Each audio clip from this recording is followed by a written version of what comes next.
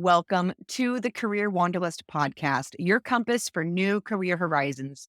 Today, we are talking with Wunmi Bamiduro, an accomplished communications professional with strengths in information technology, finance, and advisory services.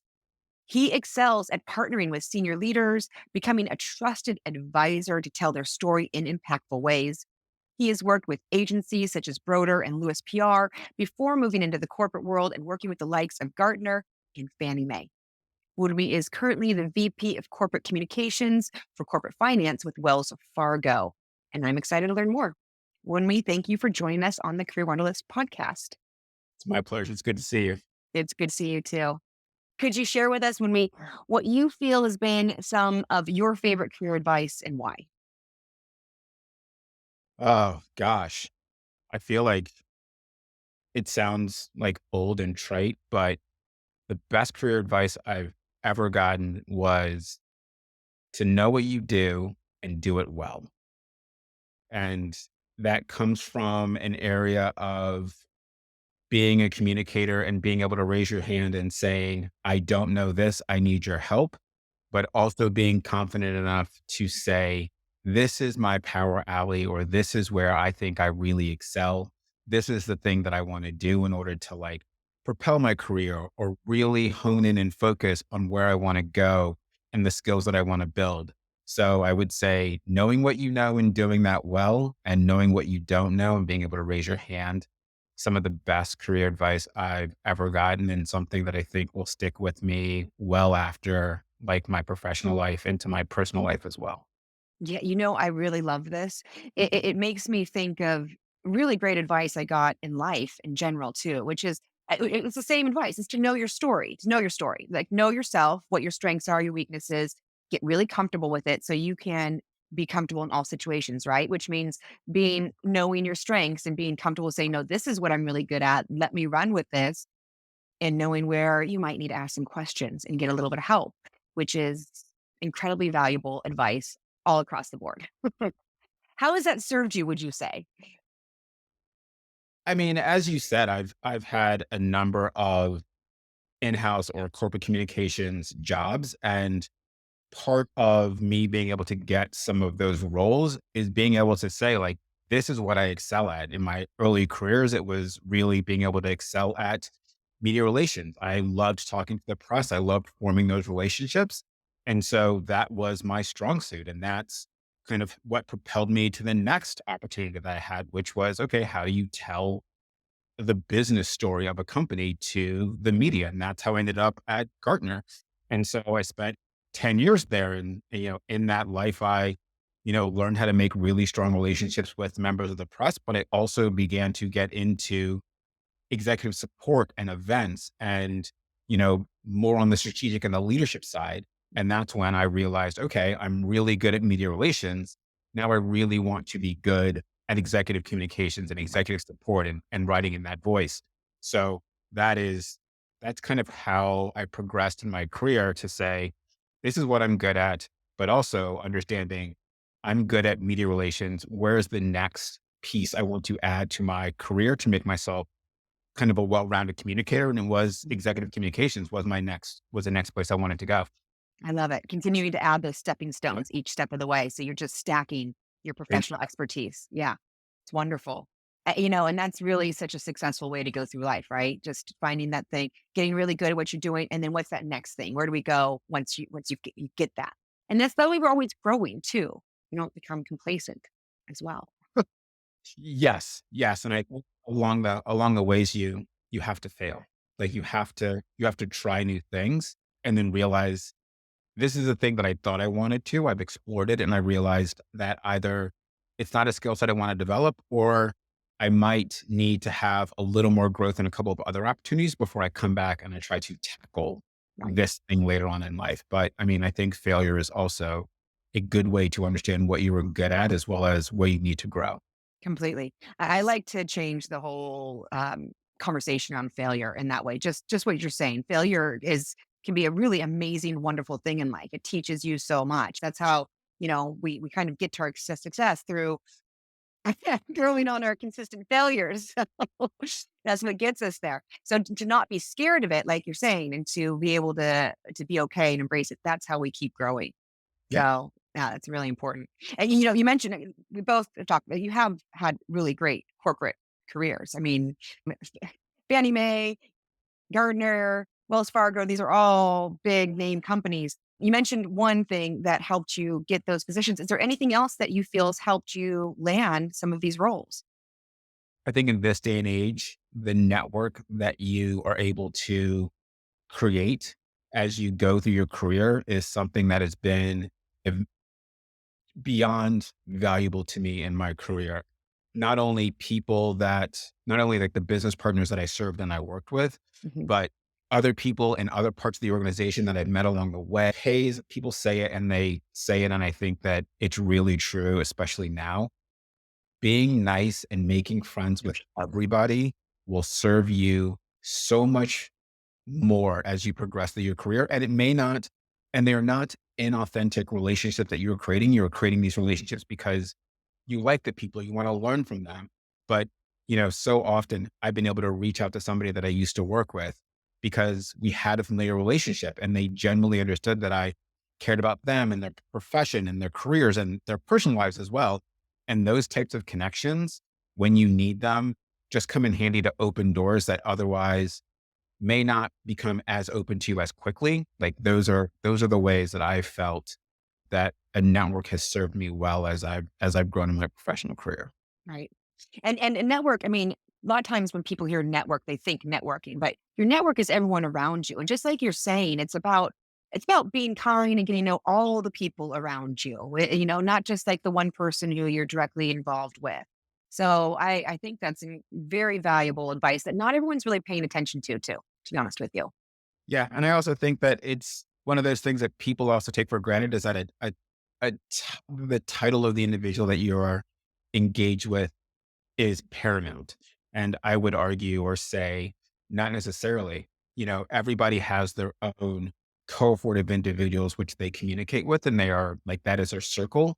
Being able to tap any one of those circles, like executive assistants, one might not think about them as, one of the most powerful people within an organization. Like they are. They are Yes. you can give you or deny you access to an individual, being able to ask that person for help. And all of those individuals within that cohort, they all talk. So Right. having a good reputation amongst various cohorts of people, I think is just as important as seeking out someone who has the title that you may think is important at the end of the day. That's a perfect. I'm just out of curiosity. Is there something that you proactively do, or do you just go through life being kind and good to everybody, or is there something that you kind of bring forth that other people could use as well? I would say it's not our jobs are our jobs. We spend a large amount of time doing our professional gigs. But I think the way that you can add value and create a strong relationship with somebody is truly understanding the whole individual that you're speaking with. Do these people have kids? What do they enjoy outside of working? What is this individual truly like as a person and not as the executive you're trying to serve or the person you're trying to get a story out of? Like, those are the things that I think at the end of the day have helped me and will help other individuals as they move along in their career is to really understand the person that you're sitting across from or talking to or helping serve as a true person and not just a job that that can help you so much in understanding what drives a person, what a person fears, what a person is anxious about, and all of those things help you as a professional kind of do your job and know when to pull what levers, but helps give you a good bearing of the individual as a person, not just as I said, not just as a job. Absolutely. Oh, I love it. I just want to, yes, I would give a little applause for that. Yeah. The authentic connection, right? Yeah. Yeah, I love that. That's fantastic. It's really good advice all around. Okay, so now what about a story? I love when people share a story. Is there something that was impactful that happened to you in your work career at some point that ended up being a lesson for you? What happened and what did you learn? I guess I would say it's more recent learning. Woohoo. It That is to be humble and to know how to apologize, but also course correct for the future. I had a a large event that I was helping plan. And given the age in which we live in which a lot of people are now virtual, this event was being broadcast to probably 700 people, almost 1,000 people virtually. And technically, on my end, when I was presenting the materials, everything looked perfect. mhm, But on the viewing end, the slides and the transitions were they were a little off. mhm, And so it didn't make for a clean presentation. Now, did I think that it went well overall? Yes, but it's those little details that somehow kind of stick with people mhm. about what went well or how well an event went. And at the end of the day, I sent the executive an email just saying, "Hey, like I realized after the fact, though I kind of picked up on the cues that things weren't necessarily going well from a technology standpoint, I thought that we were able to address it, but it seems like it persisted. Here are the things that I've learned coming out of it. Here are the things that we're going to do moving forward to make sure that it doesn't happen again. And yes, you can have the best laid plans, but the best laid plans go to waste sometimes, and you need to learn how to pivot and adjust and course correct in the aftermath. And so, yeah, I put procedures in place, and we're going to double and triple check the audio and the video quality to make sure that the network or the system that we're using can handle a large number of people, and the slide transitions are very easy and seamless.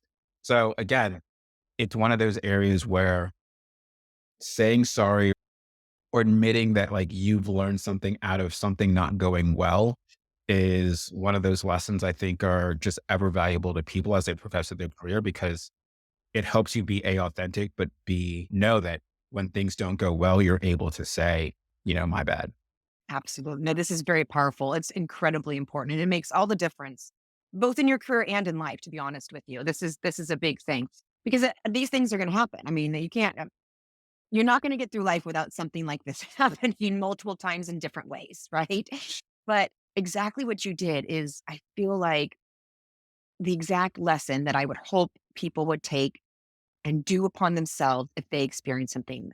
Being humble, I mean, and let's just really quick on being humble separately. Like, being humble is just a beautiful thing. And really, psychologically speaking, people who are humble, the people around them want to build them up, right? I mean, that's what I find is when people who have that humbleness to them, it attracts the desire to want that person to do well, if you will, as opposed to if you come in really cocky and like, "Oh, no." I mean, like with your presentation as an example.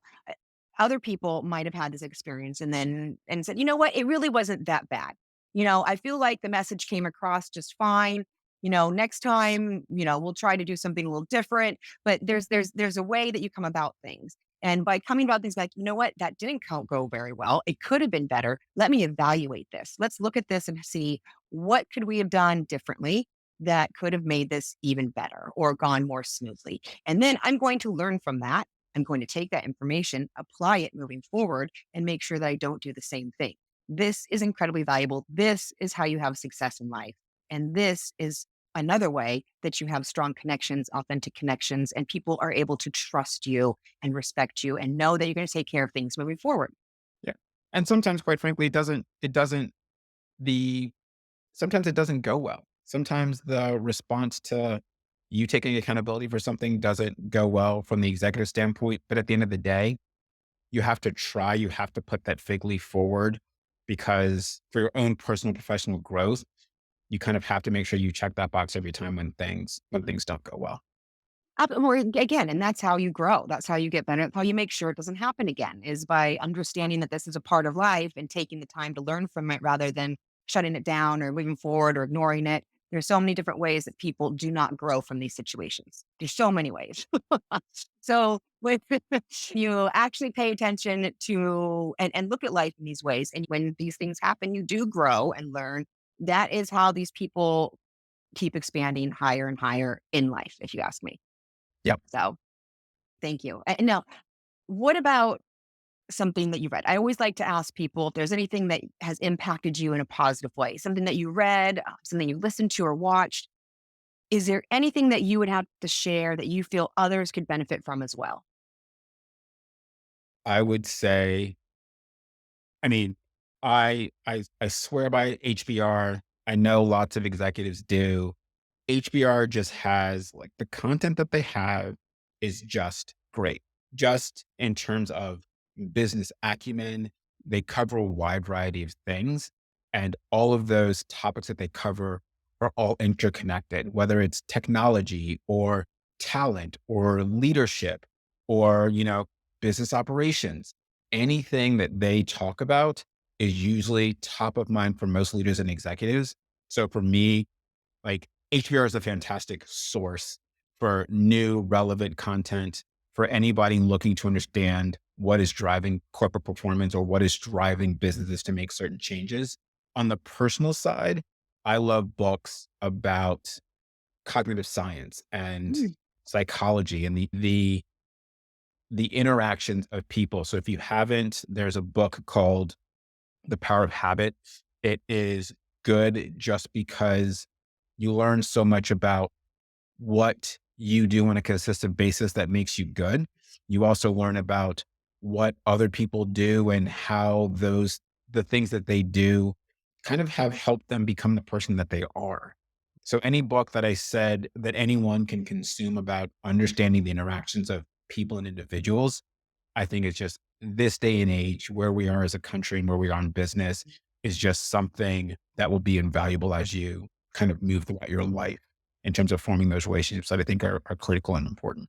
completely agree. And with the power of the habit, someone had suggested that to me. I just picked it up recently. I was looking to see if I had it by my desk. So that's on my list. I'm really glad. Now, before you go, I'd love to ask you this. It kind of goes along. I'm curious. What do you feel is your personal superpower that you've developed over the years, and how does it help you? Personal superpower. Yeah. It's a good question. Being able to read a room, being able Ooh. being able to get inside somebody's head.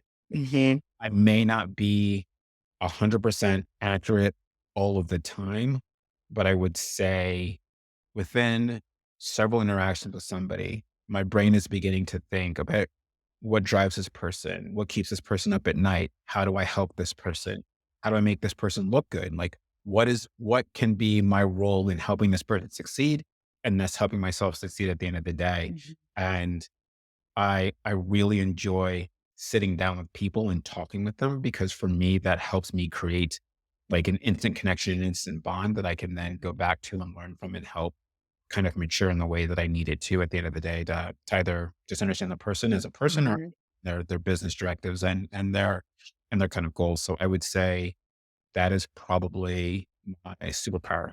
That is an amazing superpower too. You clearly have a high EQ, which it makes a big difference in life.